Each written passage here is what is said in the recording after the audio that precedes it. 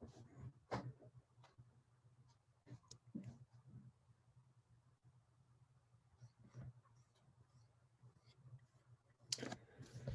morning, everyone.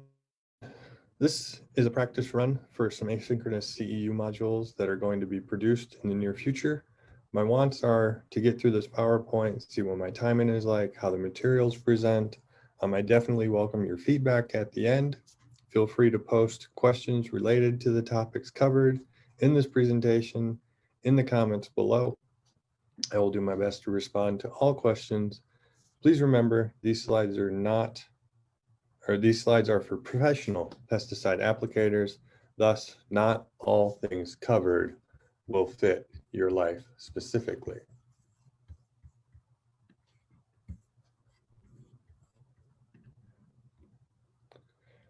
So we're going to start here. This is chapter 2 from the National Pesticide Core Manual. As we go through this, you will see page numbers showing up. These page numbers are referring to the pages in the core manual that you'll want to go to if you want more information. If you're interested in a copy of the National Core Manual, there are links to a free online version on the USU PSDP Facebook page. So let's get started. Chapter 2, Federal Pesticide Laws and Regulations. This is not going to cover the entire chapter. It's just going to be a small portion of the chapter. Federal pesticide laws are designed to protect public health and the environment from pesticide use.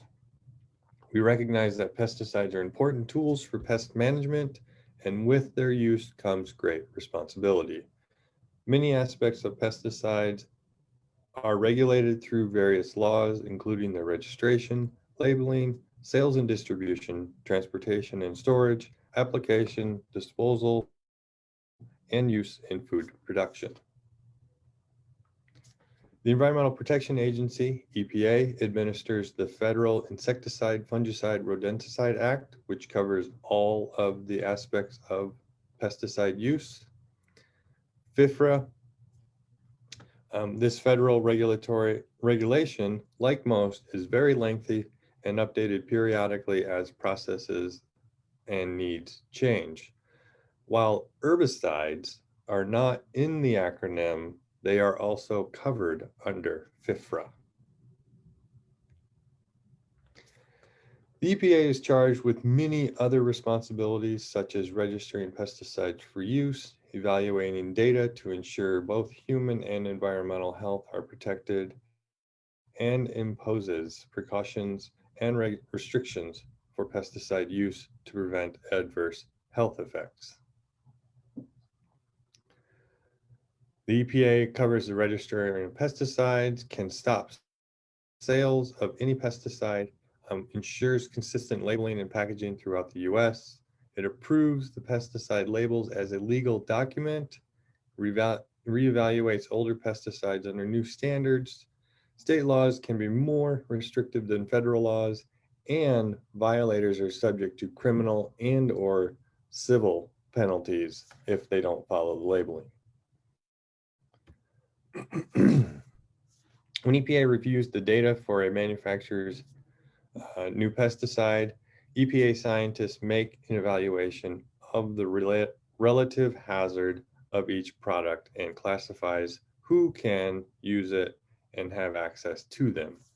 Low hazard products are classified as either general use or unclassified. Either one of these terms indicates that the products have low toxicity and pose little threat to human health or the environment. Any person can purchase or use a general use or an unclassified pesticide. On the other hand, some products pose significant risks to human health or the environment. EPA restricts the use of these more hazardous pesticides. They are classified as restricted use pesticides, and the federal restricted use statements is printed very clearly on the pesticide label. Restricted use products may only be used or sold to a certified applicator. Only the certified applicator can apply these pesticides. FIFRA recognizes two types of pesticide applicators, a commercial and a private applicator. State laws may be different. Utah has several license categories above and beyond these two.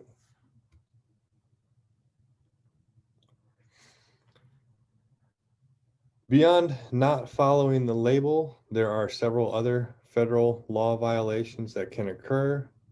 These include selling, using, or delivering an unregistered pesticide, advertising adulterated or misbranded products, altering containers or labels, refusing EPA inspections, neglect to keep records, making inappropriate guarantees or recommendations, keeping inaccurate records, providing a restricted use pesticide to a non-certified applicator, or using a pesticide in any manner inconsistent with the label. Once again, both civil and criminal penalties can be assessed from FIFRA violations. Commercial applicators and others in Utah must comply with record-keeping requirements of the 40 CFR and the Utah Pesticide Act. Records can be personalized to meet the needs of your business, but must include certain information to be in compliance. UDAF can provide an example daily record-keeping form to assist you in your record-keeping needs. UDAF meaning the Utah Department of Agriculture and Food, just in case. An example of a record-keeping form is shown on the right. This is the one that UDAF has produced and is suggesting people to use. You can contact UDAF Pesticide Program for more details on this form. The form must include a minimum of fields shown. It can be electronic or paper. You want to keep basic weather measurements at the site for the day of the application, the time of the application. A master list of chemicals and equipment is allowed. The rate and dilution must be known and calculated and calibrated. And then the address, plot number, GPS coordinates, etc. are needed for where the application occurs. Record keeping can vary depending on how you are required to comply with the law. Federal agencies and tribes may have slightly different record keeping requirements. The Worker Protection Standard has its own record keeping requirements. However, most of the information will overlap regardless of which type of record you are keeping. It is important to understand each set of record keeping requirements so that you remain in compliance with various laws. Again, if you have any questions or concerns about record keeping, your best plan of action is to contact the Utah Department of Agriculture and Food to make sure that you are doing it correctly and you are keeping each other safe. Okay, that's it for this chapter, fairly short. If you have questions or comments, please feel free to leave them below.